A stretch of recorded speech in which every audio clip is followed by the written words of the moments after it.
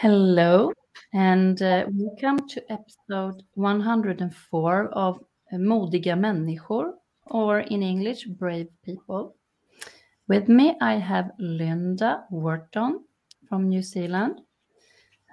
Before I introduce her, I want to thank you all for your support for this channel. And I just want to say this channel is the channel's surviving. It really depends on you keep sharing the shows and so on. Now I want to say hello to you, Lynda. Hello, Zoia. Good morning from New Zealand. Good evening to you and good morning here. Yeah. So, yeah, it's totally opposite. But yeah. There you are. And I mean, I'm so glad that you are with us. And I did a short introduction in the text, but I would like you to introduce yourself. I mean, you've been in the healthcare business for quite a long time. Yeah. So first of all, I just want to say thank you, Zoia, for reaching out to New Zealand, little old New Zealand on the other side of the world. Thank you for giving us a platform and a voice to the world. I appreciate it. Yeah. So my background is I've really had two parallel careers. For 37 years, I have been a full-time registered acupuncturist and naturopath in my own holistic health practice, specialising in holistic women's health. And throughout those years, I've also had a parallel career as a health researcher and a writer. And so my medium of communication has been popular literature. It's been newspapers and magazines. And I've enjoyed the process of translating more complex aspects of healthcare, science research into simple speak, for women's magazines and, broad reach newspapers. So that was my parallel career, which I loved. And then would you like me to talk a little bit about how I started, why I'm here talking to you, how I started my, okay. So because of that job in healthcare and especially the research and the writing, I was following the rollout of the COVID vaccines around the world with a lot of interest. And the whole world has basically been, much of the world has been ahead of New Zealand. So by the time the COVID vaccines came to New Zealand, some countries, America, some parts of Europe, UK, were 6 months or more ahead of us. And so there was by then a body of data to look at in terms of not only efficacy, but safety.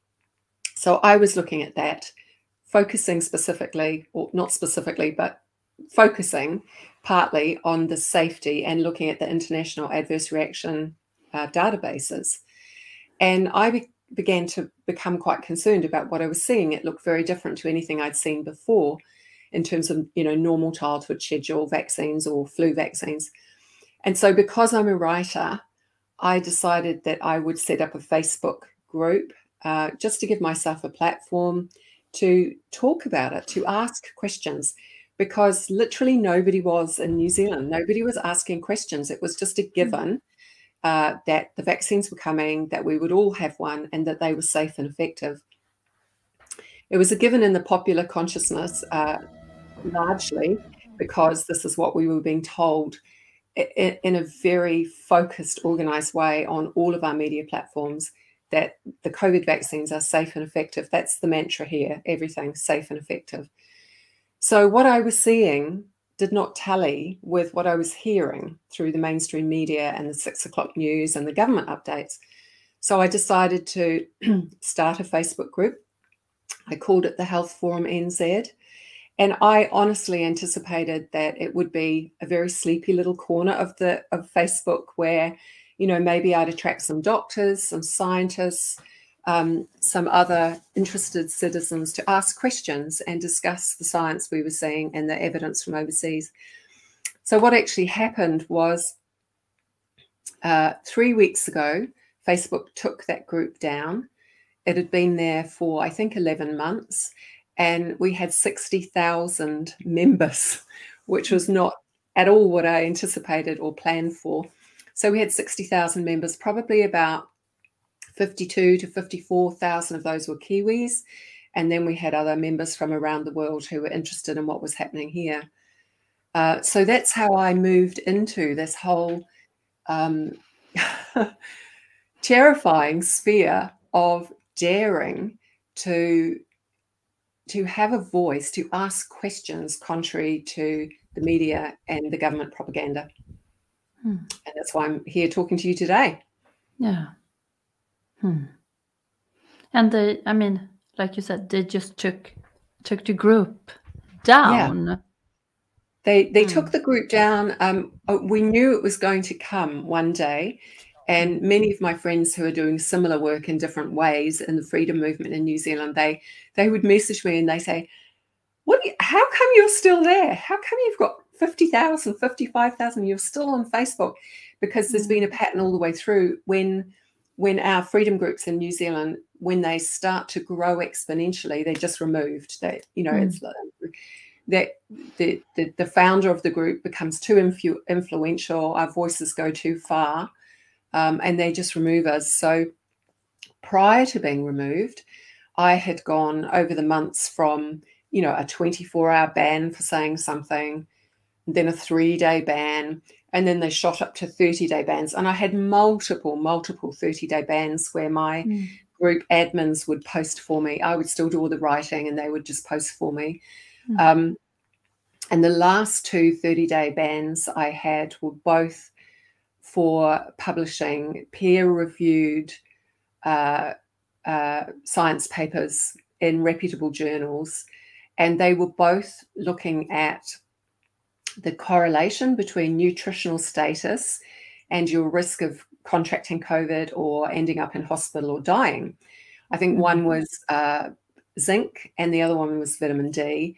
And so both posts were removed by Facebook and I got a 30-day ban for each of them for linking to the science journal. Yeah. Yeah. I mean, if someone still think that we live in a democracy, so no, the censorship is completely rampant. I was also filmed. No, it wasn't a film. I did 2 radio interviews for a community radio station here in New Zealand in the last year, and I talked about the things that we're talking about now, and both of those were posted on the community radio station platform and also on YouTube, and they were both removed from YouTube very quickly. Within 24, 48 hours, they were censored and removed from YouTube. Yeah. I mean, because you can clearly see that we hardly get anything. I mean, in Sweden, I don't hear anything about news. No. It's interesting because we have heard quite a bit about Sweden in our national newspapers. Not so much for a little while, but when you were going against, the narrative here was that you were the outlier. You were going against the world. You weren't locking down and mandating masks and doing all the stuff that the rest of us have done.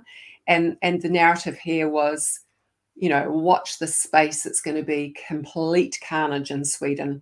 There's going to be millions of them killed because they're not doing what we're doing and what the rest of the world are doing. So that was the sort of narrative that brought Sweden into our mainstream media. But we haven't heard about you for quite a while now because it wasn't carnage and millions of you didn't die. So, no longer newsworthy. But can you tell us about this 23 days outside the parliament? Yeah, so it's been a huge month in New Zealand for many, many people who have been affected by legal COVID restrictions in New Zealand, which we can talk about, and all of the freedom groups. There are a lot of us in New Zealand. And so we'll come back to the background of what took us to Wellington. But in February, it must have been February, we did the New Zealand version of the Canadian Truckers Convoy. And so we gathered, I say we, I was not an organizer. I promoted, you know, the project on my social media platforms, but I wasn't an organizer. So I say we as in the freedom movement. We created our own convoy, which came from all around New Zealand. We don't have enough big trucks in New Zealand. So we had some trucks, we had buses, camper vans, cars, people were on motorbikes, anything that you could move on. And we all gathered, came from all around New Zealand, long road trips. We gathered at the grounds, the public grounds, the grass in front of Parliament. In New Zealand, we call that the beehive because our Parliament building literally looks like a beehive. And this is in Wellington, and this space belongs to the people. The grounds, beautiful grounds, belong to the people. You're allowed to, you know, move through, sit there, have your lunch. And over the years, Parliament grounds have been the site of many sit-in protests, sit-in and live-in protests. So we gathered there and tents were erected. And the reason we were there was because we wanted somebody from the government to come out and speak with us about the pain of the people, the concerns of real-life New Zealanders that were hurting. These were the people that were gathered now on the ground in front of Parliament. And so we called out for the Prime Minister or the COVID minister or an MP, just somebody from the government to come and speak with us. And in particular, we wanted to speak about vaccine injury. There were many vaccine injured people there. And we wanted to speak about employment mandates because many of the people that had gathered were there because they no longer had a job. They were able to camp in for however long it took to get the attention of the government because we've had very, very wide-reaching mandates, which we can go into. But so there we were, and we didn't know how long we were going to be there for. We had a very strict code of conduct: no drugs, no alcohol, no violence, no abuse of any sort at all. And this was adhered to. If there was any sign of trouble, people were moved on. And quite frankly, there was no sign of trouble. This was amazing. I was only there myself. I was only there for 5 days. Many of my friends stayed for the entire 23 days. It was beautiful. It was the most peaceful, loving, compassionate, united microcosm of what makes up New Zealand. We had every nationality: Maori, Pacifica, Chinese, Europeans, and everything else there. We had many professionals because many of the professionals are the people that have been mandated out of work. So we had nurses, midwives, doctors, psychiatrists, psychologists, holistic health practitioners, mandated out military, mandated out police, managed isolation workers, border workers, aged care workers. So everything. Plus we had, you know, people who were unemployed anyway, you know, people who worked in shops, stay-at-home mums, just so you couldn't characterize really who was there other than to say they were people that had been harmed by our COVID response in New Zealand, or they were people that hadn't been harmed. Maybe they were double vaccinated themselves, but they cared about, they were pro-choice people. They cared that we, the unvaccinated people, did not have the free will and the free choice to choose to be unvaccinated without paying a massive price for our choice. So the pro-choice people were there as well. So this went on for 23 days. It was overwhelmingly Kiwi. In New Zealand, we've got this thing, you know, we're a new nation, where we're still very connected to our pioneer stock, you know, where they literally landed here and there was nothing here except Indigenous people, Māori, and they started from scratch. So that was only a couple of hundred years ago. So we're very linked to that still. So we've got this thing here about we can do anything with number 8 wire, fencing wire. And Parliament Village was the most wonderful evidence of that, because within days it was a streamlined operation. We had very early on, we had a massive weather event, like a cyclone came, with floods all over New Zealand, floods in Wellington, huge gale force winds, and they knew this was coming. And Parliament and the media were thinking, yeah, woohoo, this is going to get rid of them all. They're all going to go. But it didn't. They battened down the hatches. The tents stayed. It was flooded. And so then they brought farmers in. Farmers turned up with dozens and dozens of huge bales of hay that was, you know, put all around the camp. And then Trevor Mallard, the Speaker of the House, decided that the next best way of getting rid of us was to start activating the sprinkler system, which was all over the lawn of Parliament where all the tents were. And so they started then running the sprinklers. Just every night they turned the sprinklers on. And so there was just water going everywhere. So then a whole bunch of plumbers turned up to help us for free. And they put irrigation systems in, and they plumbed it so that all this water was run off into trenches and then into pipes. And I don't know what they did. They set it all up so that all the water was going down channels on the concrete and away instead of flooding the tents. So that was incredible. We had Hare Krishna came and set up huge food tents with vegan food, and they were feeding every single person that was there, thousands of people, 3 meals a day, breakfast, lunch, and dinner. They had huge volunteer squads. It was like a military operation. We had health tents. We had incredible staff in the health tents, because, of course, they weren't working. They were staff that had decided not to have the vaccine to keep their hospital jobs. The lead of the acute care tent was an ICU nurse with 30 years experience. They had doctors in there. We had the early childhood education tent, where they had mandated out teachers that were looking after the young ones and teaching them and singing with them and writing with them. That was all happening. We had lots of healing tents with people giving massages or Reiki or whatever you like. And then, of course, we had the health forum tent. So that was our tent. That was a tent representing vaccine injured in New Zealand. And we were there for the whole of the 3 weeks. And we spoke to hundreds and hundreds and hundreds of not only people that were there for the protests, but on the weekends, many just members of the public would come to the village to check it out. You know, what is this? Is it really what they say it is in the media? And so those people were coming, and many of them had no idea what was happening to New Zealanders with vaccine injury. So it was an incredible thing. We also had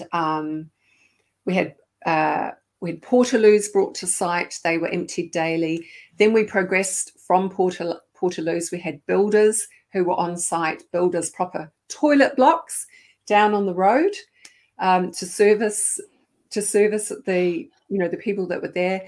And then about 3 days before the protest ended so badly, we actually had mobile shower units that were moved onto site as well, with about 4 different showers that were cleaned multiple times a day. It was really sophisticated. It was really, really amazing. So that was the real life experience of being there. Oh, and we had a huge stage. And so all day long we would have speakers, freedom speakers, vaccine injured sharing their stories, mandated out sharing their stories, many musicians, so we'd have bands playing. It was kind of like a festival, a very loving, drug-free festival, but with a message as well. And then it got to the point at the 23-day mark where government and the police presumably realized that we had staying power. Rather than the numbers dwindling and, you know, tents packing down and people taking off, we were just growing. We were getting bigger. We were taking more street area over. We took over the grounds of the church next door with tents. You know, when the permanent toilet block went up and the mobile showers arrived, I think they thought, hang on a minute, how are we going to get rid of this lot? Still nobody from the government had come to speak to anybody. And then on March the 2nd, there had been sort of Chinese whispers the night before on social media about something's going to happen, something's going to happen. Be careful, be aware. And then I wasn't there, so I watched this all on live stream from my home. I live about 9 hours drive from Wellington. I'm in Auckland at the other end of the North Island. And so at about 6 o'clock in the morning, while everybody was still sleeping, except for the security teams that stayed awake all night on the perimeters of the village, 350 police were bussed into Wellington. I think they were bussed in the night before, but they hit the streets and they basically surrounded the village. And they started an operation of towing the vehicles, and they were dressed in riot gear with those big long perspex shields and, you know, protective gear on. And they started, of course, people woke up. Everybody woke up and came to the streets, came to the borders of the village, and the police started forming long lines and advancing against the people to try and clear them, to clear the concrete bollards, to clear the vehicles. And for the longest time, this went on for hours and hours throughout the day. And for the longest time, the protesters were completely peaceful. In fact, the front line that the police were up against, much of the time the protesters turned their backs. So they had the backs to the police to show that there was no aggression. You know, they weren't advancing on the police. They were all linked together, men and women. There were some heroic women standing in the front lines as well. And this just continued for hours. And then basically things escalated. The police escalated things with pepper spray and I think tear gas as well, but definitely pepper spray. And then things just, the emotional temperature of the event just escalated. By late in the afternoon, there were protesters there that nobody had seen for the entire 3 weeks, people wearing strange clothing and goggles and fully masked, unrecognizable, who were ramping things up, throwing bricks and doing things that nobody else had done. So that then gave, you know, the police force permission to ramp up the violence as well. So many protesters got injured, many people went to hospital, eye gouging, serious bruising, broken sternums, broken ribs, eye damage from pepper spray. Many people were arrested, and then a fire started in the tents. I still have not seen the evidence of exactly how that fire started and who started that fire. Let's just say a fire started in the tents and it took off. So a lot of property, you know, got damaged. By that time, everybody was just moved off site. The protesters started moving away. Hundreds of police came on site and they just systematically worked through the village, destroying everything, they destroyed, literally smashed up, you know, the shower block, the toilets. Everybody's tents and personal belongings were just pulled out of the ground and moved into a great big pile, which was then all removed, I think the next day, to a rubbish dump, basically. Nobody got anything back. We lost the health forum tent, which was a big tent. We had a generator there, and we had a huge speaker and a microphone, which had been gifted to us by a health forum member. Amazingly, somebody ran onto the site and took those away. So we got those back. We didn't get the generator back. The tent was burned. But the most precious thing that we lost was we had 40 really big signs, beautifully produced, and each one of those signs was the personal story of 40 seriously injured, COVID vaccine injured New Zealanders.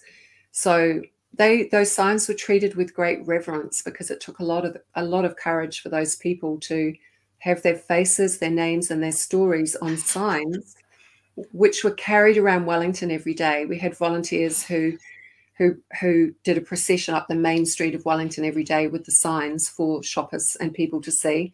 Well, all of those signs went up in flames. So we've had them reprinted. They arrived 2 days ago. We've got them again, but just the emotional, you know, imagery of that, and the significance of all of those people who they're shunned. Nobody wants to know their story, and then their story went up in flames as well. Yeah, I mean, it really makes me sad listening to this. I mean, first you're describing this, the first, I mean, 23 days, and that people really can do magic things together, and that's a threat. Yeah. And I think it's taken on significance in so many ways for all of us that were there.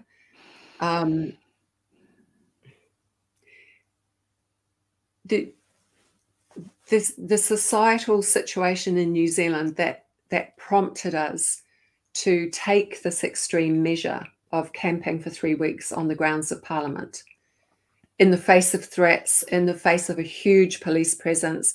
All day long, we had police photographers with huge long range cameras photographing all of us. You know, no doubt facial recognition cameras went up on buildings around us, pointing down. So everything was being filmed. What prompted us to go there was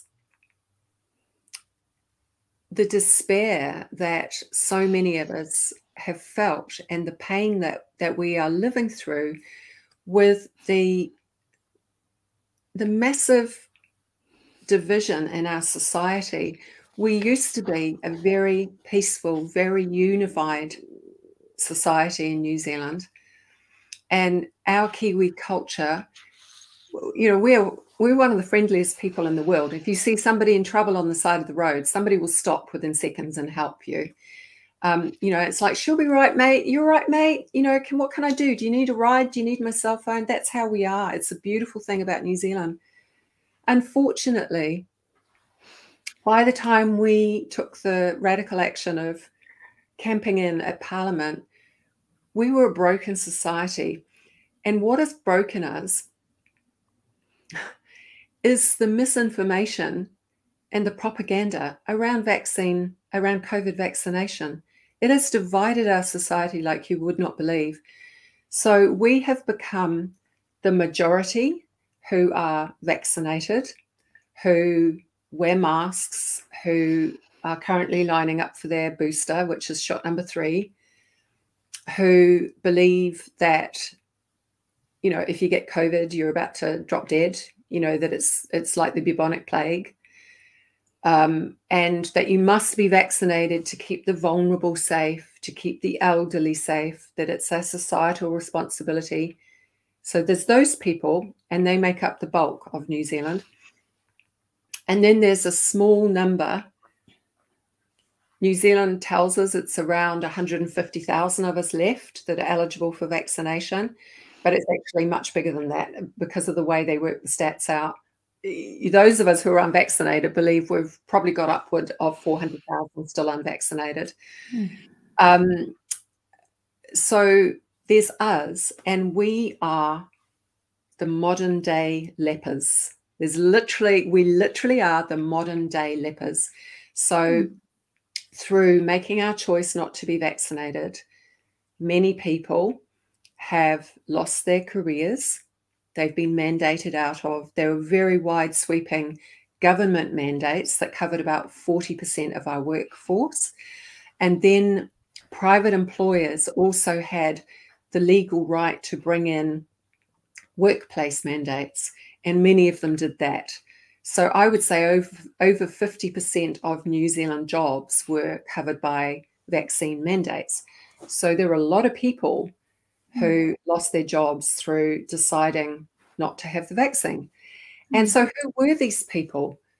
The vast majority of these people were highly educated, very well researched professionals, many of them medical professionals, right? Hello, here we are in a pandemic that's going to kill us all. What do? We mandate out our most precious people, our surgeons, our doctors, our midwives, you name it, mandated out.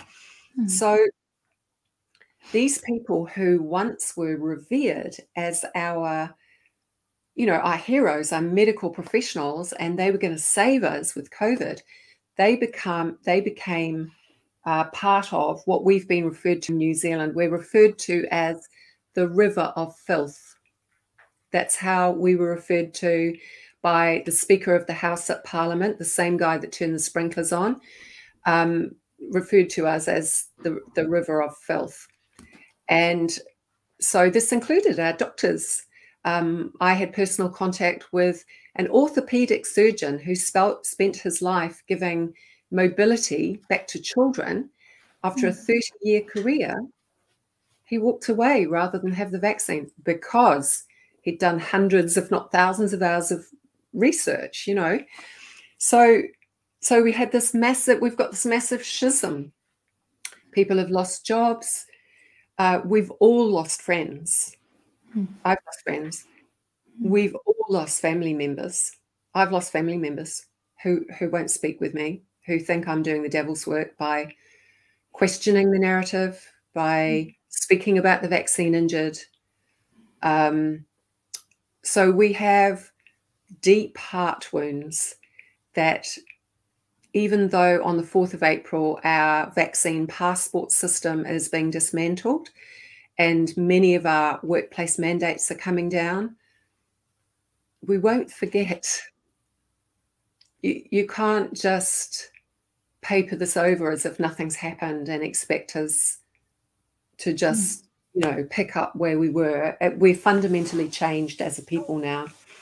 And so this announcement was made, 10 days ago, 12 days ago, about the vaccine pass system is coming down. So that's the other thing. We've had the workplace mandates and we've had a passport system.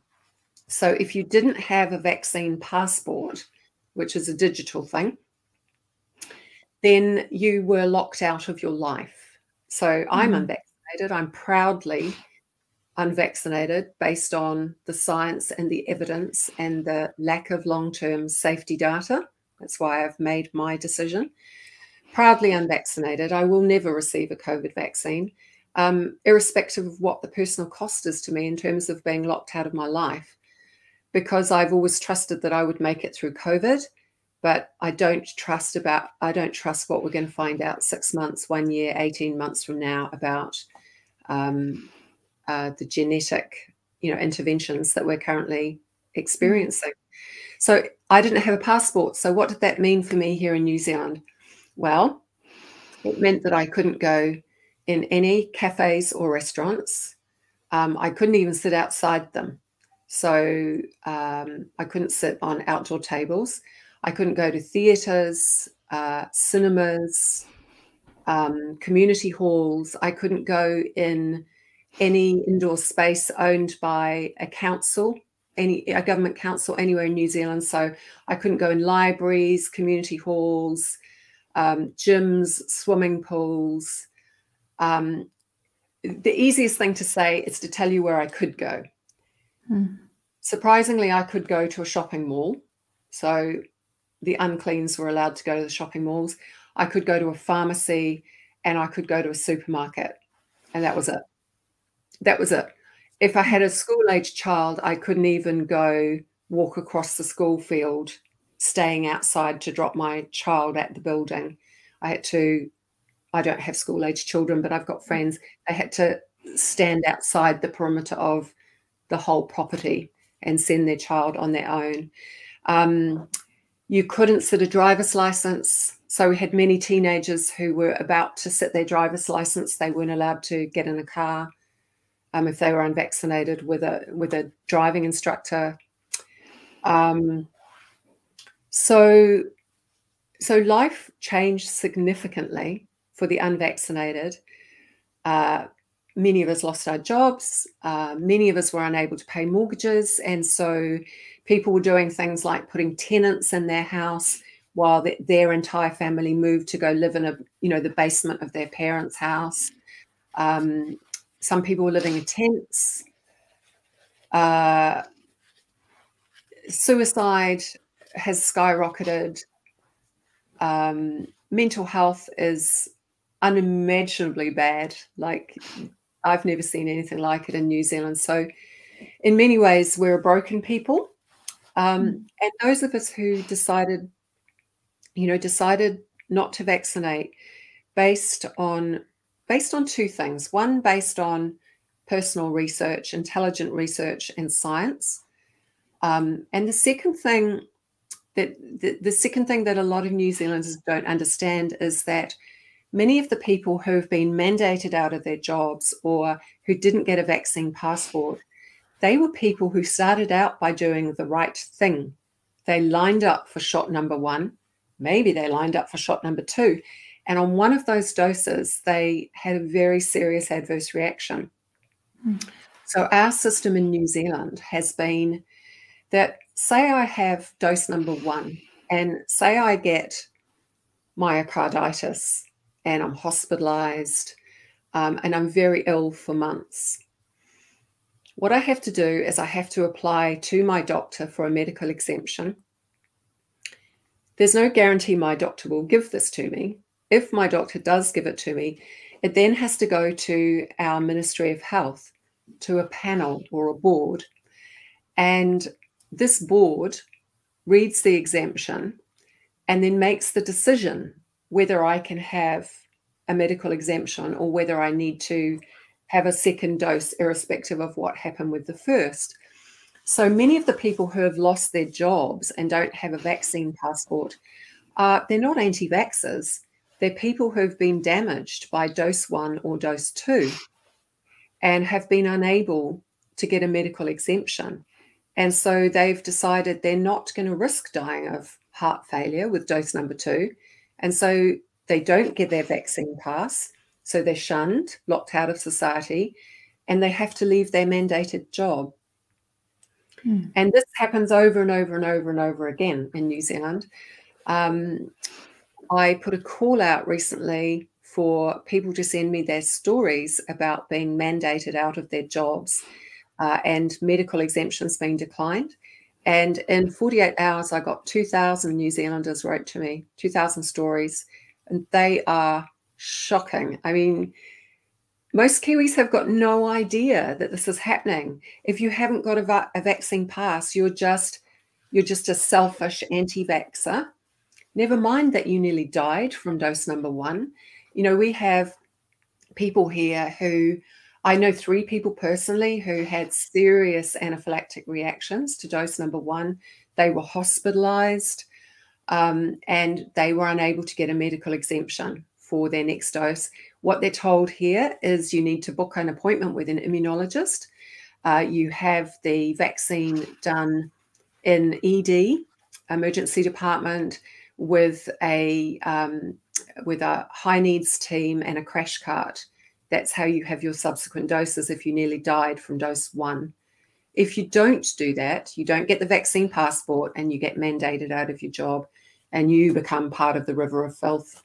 Even if previously you were a heart surgeon or an orthopedic surgeon or a midwife, you are the leper. And that's what we've lived through in New Zealand. And so our society is so broken. Oh, it breaks my heart to listen to this. I mean, it's just. And then you told me earlier about the vaccine injured who went to the parliament the other day, and they couldn't even handle over. Well, yes. So that's the other thing that's happened. Yes, sorry. So just a few days ago, 5 days ago, I think it was this week anyway, I think it was on Monday or Tuesday, a group of 200 people travelled from around New Zealand back to Wellington. Over 100 of those people were vaccine injured, and then they had support people with them as well. We had people in wheelchairs, people with walking sticks, many people with heart damage, people who had had strokes. They were all wearing red and white T-shirts, and a new organisation in New Zealand called Silent No More had organised a memorial service in Wellington for them and for those that we've lost through to death after the COVID vaccine in New Zealand. So they had a beautiful memorial service. And then they moved from there to Parliament. Now, they had a petition asking for recognition of vaccine injured and reparation. And the petition had only been going 4 days, and they had 12,000 signatures. So they'd done really well in 4 days. And so they moved to the grounds of, well, the intention was that they were going to go up into the grounds of Parliament, and an MP had agreed to come out from Parliament and meet them to receive the petition. What happened was they turned up to go into the Parliament grounds, and they were met with police that refused them entry, that kept them down on the public space, the road frontage, the roadside. And the MP came down through the grounds, down the steps to the roadside, and received the petition from them on the roadside. And the whole time they were there were 2 police photographers with massive long-range cameras photographing all of the people that were gathered, all of the vaccine injured. So it was confrontational, not on the part of, they weren't protesters, they were injured people. They were not confrontational, but they were met with a very confrontational stance by the police. And this is the world we are living in right now. Yeah. I mean, and it's not just New Zealand, right? No, I'm telling a story, but it could be anywhere I'm talking about. And yeah, it's just getting worse and worse. And I mean, we need to lift this up.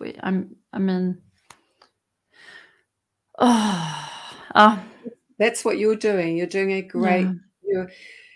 You know, alternative media is our only hope. Yeah. That's the other division amongst our people. The people that have chosen to be either chosen or acquiesced to be double vaxxed and now boosted. And they wear masks. Most of those people, their sole news sources are mainstream media. So they watch our television news, they listen to our radio news, and they read the newspaper. And so their perception of the world they're living in, and in particular their perception of, let's use that word psyops, right? It sounds like it's a real tinfoil hat word, but it's psychological operations. That's what we've lived through in New Zealand for the last year since the COVID vaccines arrived.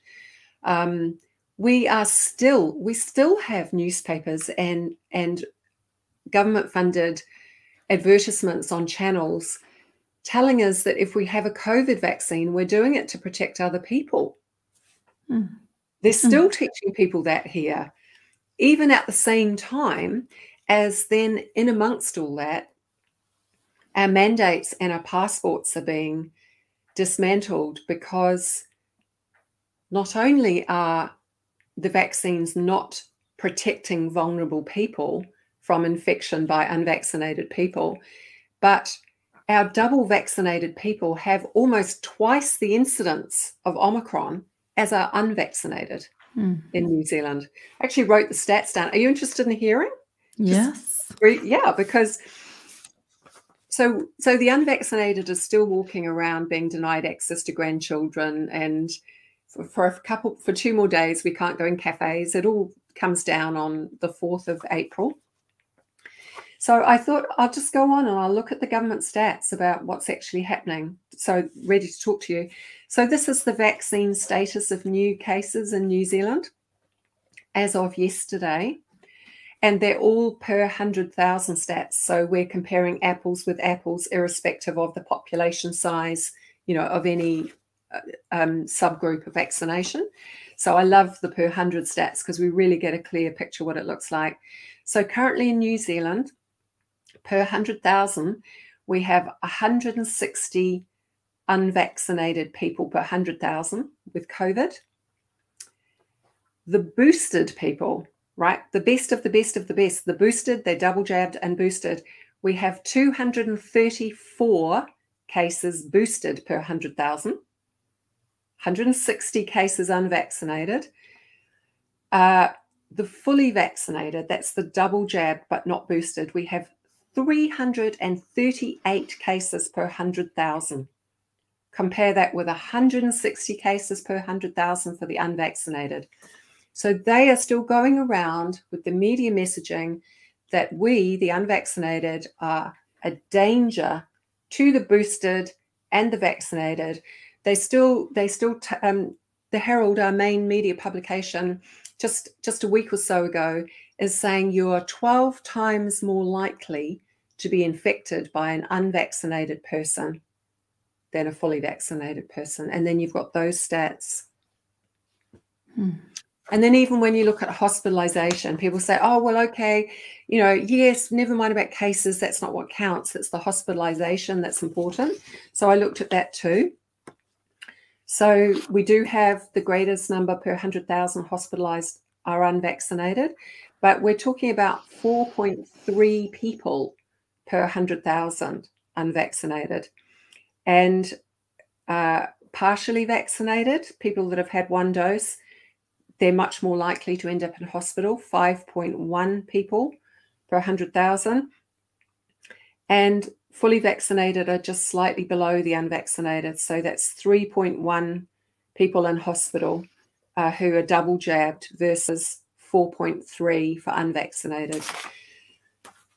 So the gap, the hospitalization gap between fully vaccinated and unvaccinated is closing, which is what we see everywhere. We've seen that in the UK, we've seen that in Israel, and then it flips the other way. So there's negative efficacy for the fully vaccinated, and they're much more likely to be hospitalized than the unvaccinated. So we're sliding towards that with our stats here in New Zealand now. Yeah.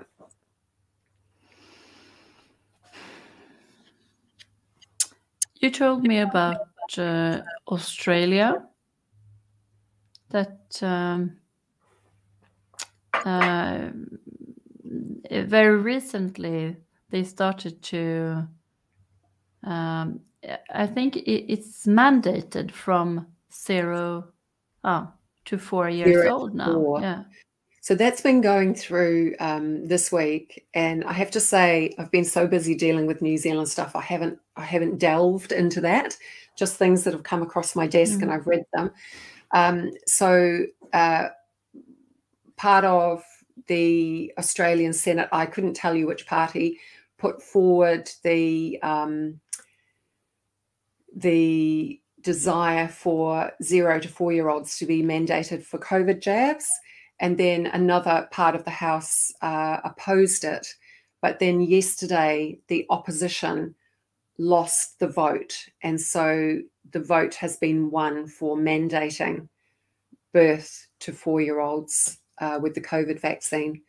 So obviously they don't have jobs. They can't be mandated out of a job. But, and I haven't looked at the backstory as to what that means, but with other childhood schedule vaccines that are mandated in Australia, what it means is they can't access social welfare support, like parents won't be able to access benefits or social welfare support if their baby is not COVID vaccinated. And they can't access any kind of daycare or preschool education or early childhood services. So yeah, that's what's coming there. There hasn't been talk about that here yet. So far, our children under the age of 12 are not mandated in New Zealand in terms of not being governed by vaccine passports. So if you have an unvaccinated 5-year-old here, they can still move freely. But 12 and above, they have to have a passport. And from the 4th of April, you will be able to. Yes. So from the 4th of April, the vaccine passport system is being removed. However, as are the mandates for large sectors, however, healthcare is still going to be mandated. And so all of those doctors and nurses and specialists and surgeons can't go back to their jobs. They're still mandated out. And aged care, the aged care sector is still mandated. And border workers and MIQ, which is our managed isolation facilities, they're all still mandated. But it's very complicated because the sectors where they have removed the mandates, teachers, military, police, etc., they're removing those mandates. Early childhood education removed. But what our government has done is they've muddied the water by telling private employers that they are free to choose to instigate their own vaccine mandates in the workplace. So while the government is taking the governmental mandates off, employers are now faced with doing a health and safety review and deciding where are they most vulnerable legally. Are they most vulnerable to being attacked legally and being sued if they instill a private mandate in the workplace and discriminate against the Bill of Rights and the human rights of the unvaccinated? Or are they more likely to get legal cases brought against them by imposing, did I just say that? The opposite. So where are they most at risk, by having mandates or not having mandates? And so our government, what they're saying now is they're coming out and they're saying, it's up to the workplace. If you want to have a mandate, bring one in. That's fine. But we recommend that you get very good legal advice. So what they've done is they've taken away any prospect of legal challenge to the government over the mandates, and they've moved the liability and the risk across to private employers and workplaces. It's very clear what's happened there. And so they've moved the expense of litigation across to private employers as well. Yes, so we're still very much a society in transit, even as vaccine passports come down. We've had quite a few stories in the media this last week and lots of discussion on social media. Excuse me a minute. I'm recovering, or I'm just a month recovered from COVID, and I've still got the humbug. So there's a lot of terror in the community. Ironically, in the double vaccinated and the boosted and the mask wearing, they're very frightened that the unvaccinated can now start moving freely in our society. There's big, hundreds of comments on social media. They're saying things like, well, I won't be going out now. I'll stop going to restaurants if they're going to be unvaccinated people there, which kind of begs the question, what do they actually believe their vaccine is doing for them? If you're double vaccinated and boosted and you can't be in the same building as an unvaccinated person, I don't understand that. Why are you vaccinated? You know, so there's a whole new narrative that's going on now around the danger that we pose moving freely in society. So the division is still there, even when our vaccine passports are gone. And we had a big announcement a couple of weeks ago in New Zealand. That's when this was announced, that the mandates were coming down, the passports were going away. But the languaging around it, it's been made very clear. This is literally the languaging. We're keeping the mandates and the passports in our back pockets for when they're needed again. So it's a temporary reprieve because the unvaccinated natives have got very restless and done things like camp at Parliament for 3 weeks. And because, as I read you the data, you cannot have a situation, mandates and passports based on the narrative that the unvaccinated are the ones getting COVID and infecting everybody, when the stats say the opposite. So, you know, the premise that was the rationale for all of that discriminatory infrastructure, the stats completely refute it now. So they have to take it down. But it's, if a new variant comes, if cases take off, then we can just go like that and bring it all back in overnight.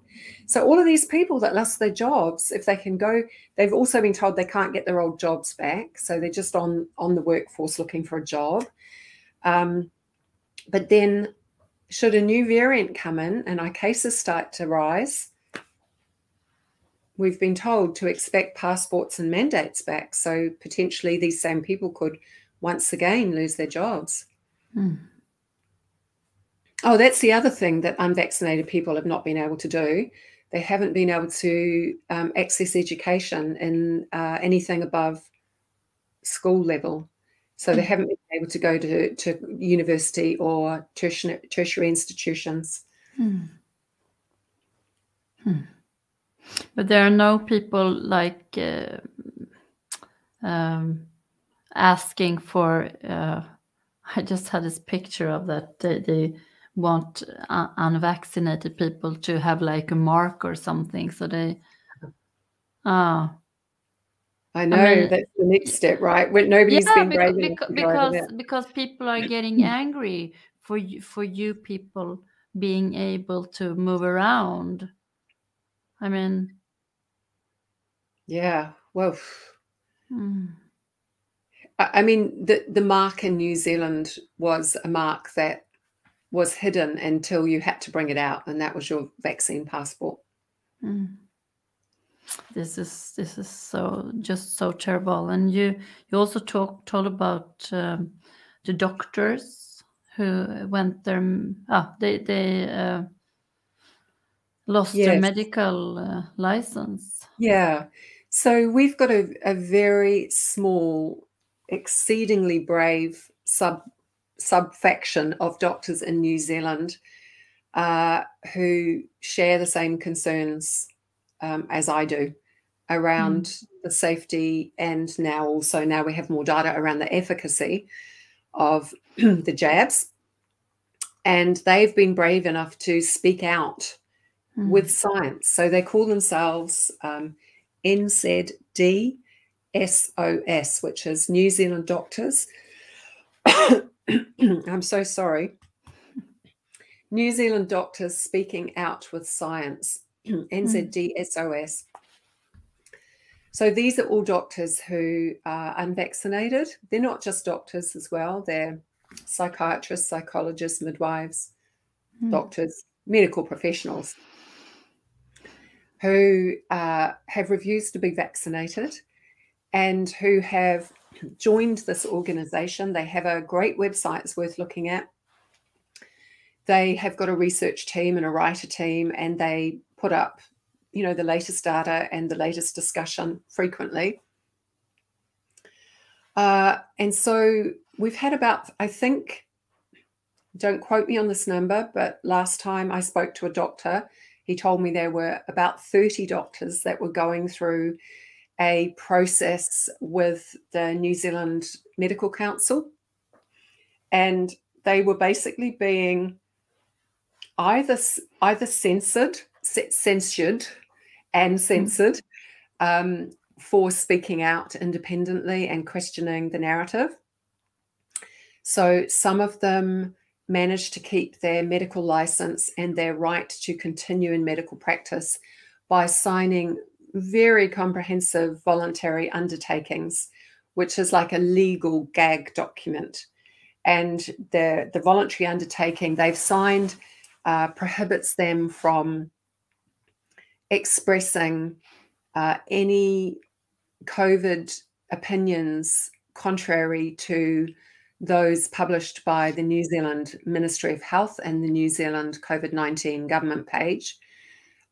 So in other words, they're not allowed to express any concerns about safety or efficacy to either patients, on private social media, personal pages, on business pages, nowhere. They can't stand with a microphone in a park. So fully gagged. And those that signed that undertaking have been allowed to stay in practice. And then there were a few doctors who refused to sign that, and they lost their medical license and they lost their practices and were unable to practice. So two of those, a New Zealand GP called Matt Shelton, who has had 30 plus years in general practice, and a New Zealand psychiatrist. Well, he lives here, but I think originally, Peter is Peter Canaday. I think he's Canadian originally or American, but he lives here in New Zealand now. So both of them lost their right to practice here in New Zealand because of their questions. And they instigated a High Court case. And just yesterday, we got the ruling from the High Court that their punishment was out of proportion to their crimes, and they are having their medical licenses returned to them. So I haven't spoken yet to either of them. I literally just read a newspaper article about it yesterday. The newspaper article was quite confusing and was confused as to what this means for them moving forward. Do they still have to sign a voluntary undertaking even though they've got their medical license back? So there's more things to sort out there. But that's a precedent. We're thrilled because that is a precedent that our highest court in the land has ruled that their punishment did not fit their crime. Yeah, but I mean, it's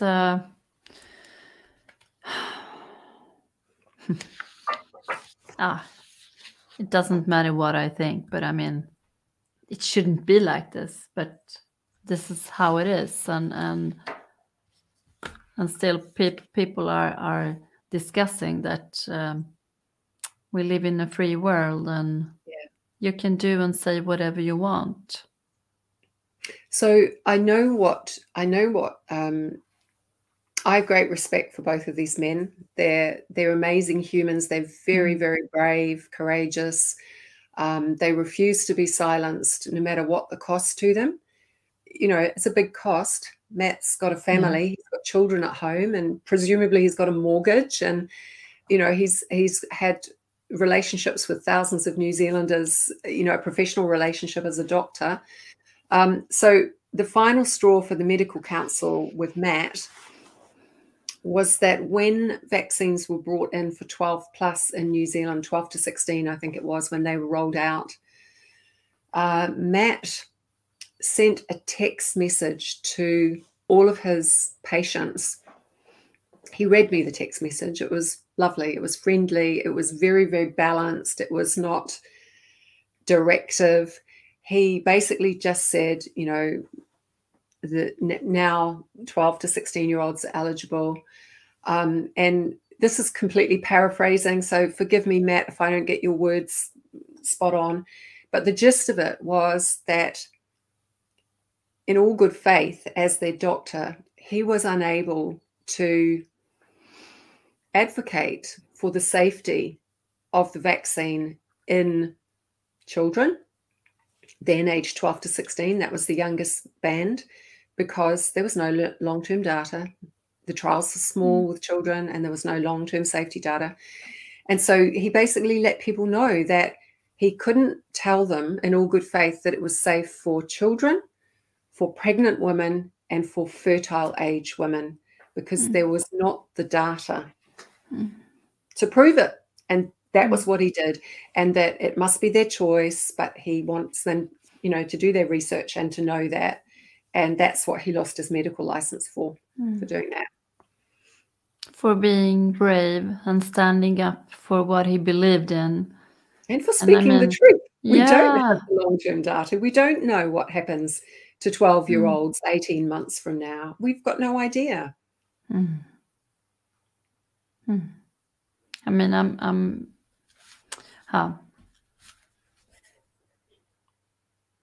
yeah, but the thing with he doing this is that other people might get the courage to do the same and stand up and speak your truth. I mean, yeah, as the situation is, I mean, he loses a lot, but he doesn't lose himself. I mean, he can see himself in the mirror, and that's why we all do it, right? Those of us who stand up, we stick our head above the, you know, the parapet, and boy, do we get our heads shot off. I mean, there's a huge personal cost to speaking out in New Zealand. You know, censorship. We've all had newspaper articles written about us, calling us anti-vaxxers, literally calling us tinfoil hatters, misinformation, purveyors of misinformation. You know, we've lost clients, we've lost family and friends, we've been in the media. When my Facebook group, the Health Forum, was taken down, within 6 hours of it coming down, troll groups called the Health Forum NZ had started on Facebook. And what the troll groups are doing, despite my best effort to let my people know that they're troll groups, they use the same banner that we had. They're called the Health Forum NZ. People think it's us back on Facebook.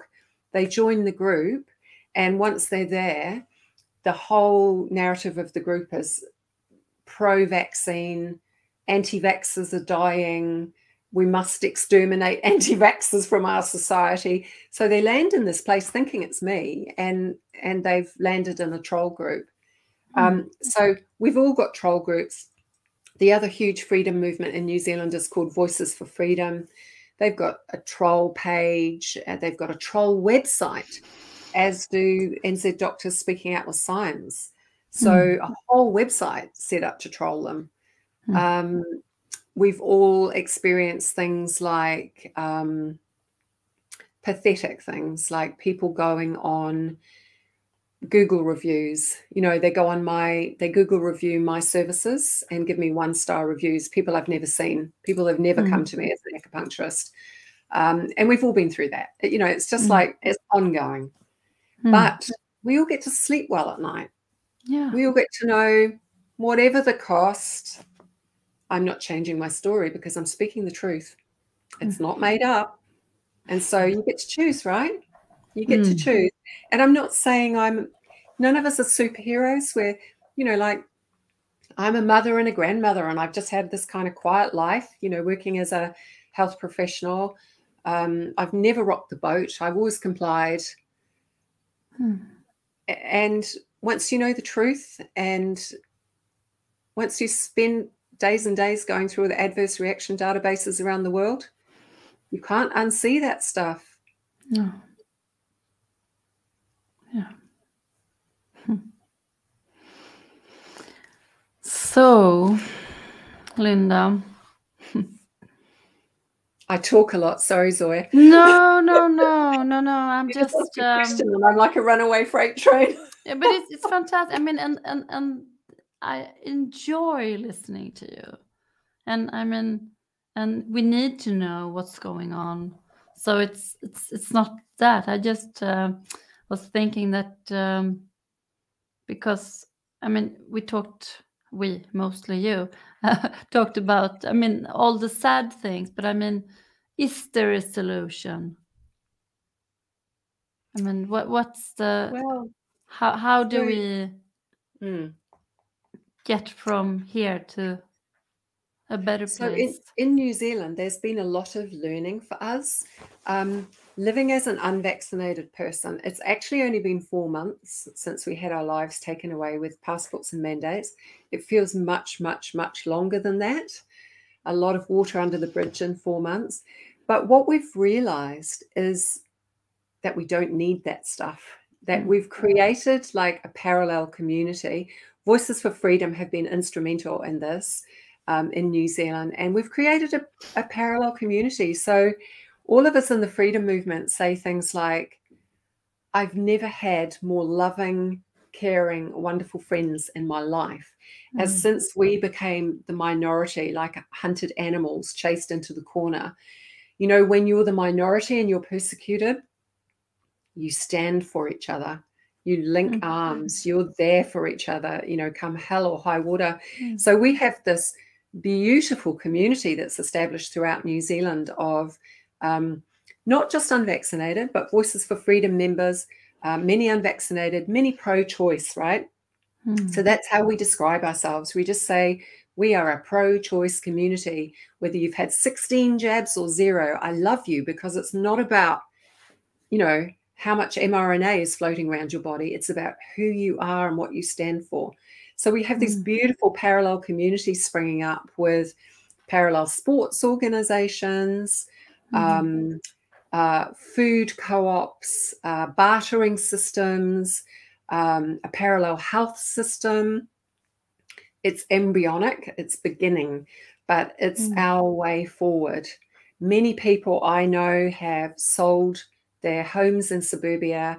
They've moved to far-flung rural, wildly rural parts of New Zealand. They've gone off grid. They've bought land. They're moving into tiny homes.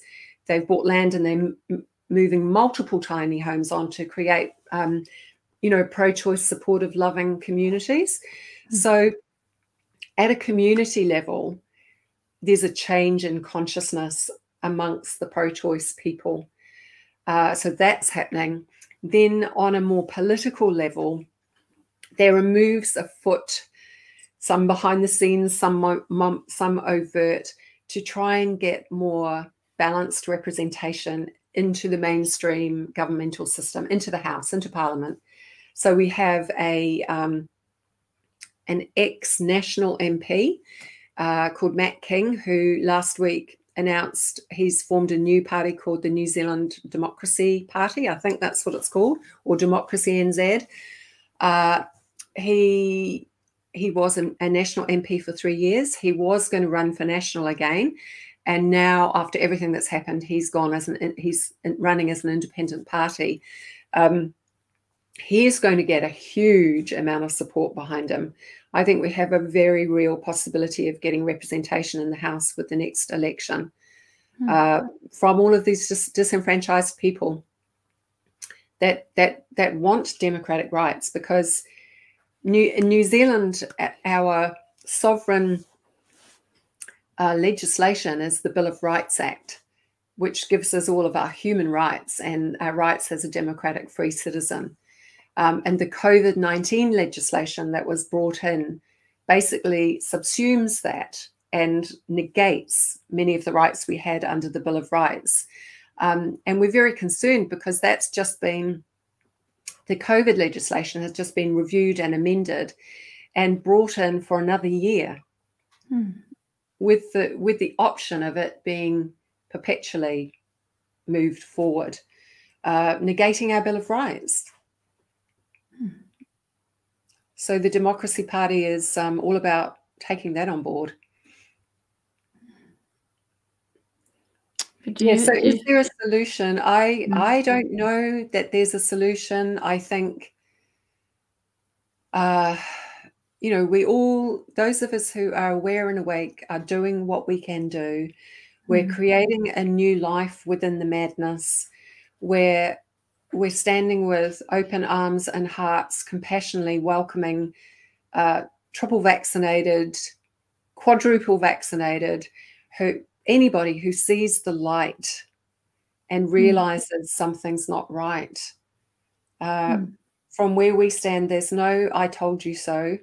It's just like, you know, well, certainly where I stand and where the Health Forum stands, I don't do the "I told you so." I do the "welcome, I'm so glad you're seeing the truth, you know, come join us and let's stand together for democratic rights, for freedom, for uncensored, for at the end of censorship, for media that is not paid by our government." Our government funds our media to the tune of hundreds of millions of dollars. You know, I mean, we stand for all of those things. And vaccination status has nothing to do with it. Consciousness has everything to do with it.